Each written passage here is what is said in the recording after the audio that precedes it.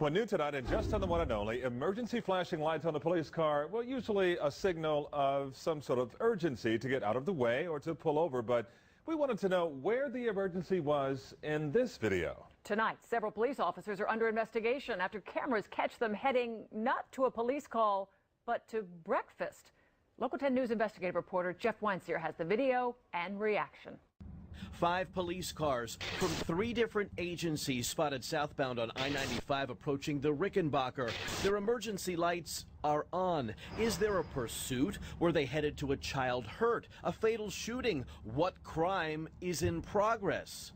It's just before 8 o'clock in the morning. They get off at I-95 and head towards busy Coral Way with their emergency lights still on and motorists moving out of the way. Our source says at this intersection, one of the officers actually blocked oncoming traffic so all those officers could head south on Coral Way together with their emergency lights on.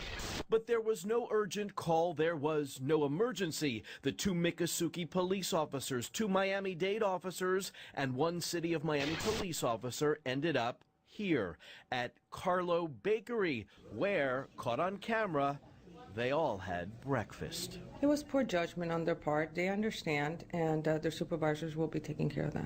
Major Nancy Perez is only speaking on behalf of the Miami-Dade police officers involved.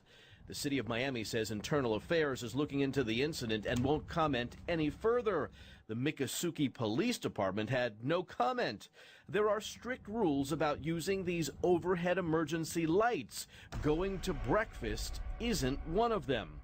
Major Perez claims the 5 officers were on their way to laser enforcement training in the city of Miami. How did they wind up at the bakery?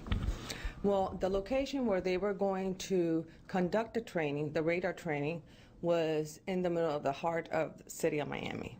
So the city officer was guiding them to that location. That location was only, by what I was told, was only between a block and a half of where the bakery was that they had ended up previously. It still doesn't excuse putting the lights on. The public views it as, you know, if they can break the law, why can't we get away with doing little things like that? Raimundo Saccaro is a former Miami police commander. He's now director of the Miami-Dade College School of Justice, which includes a police academy where training occurs every day.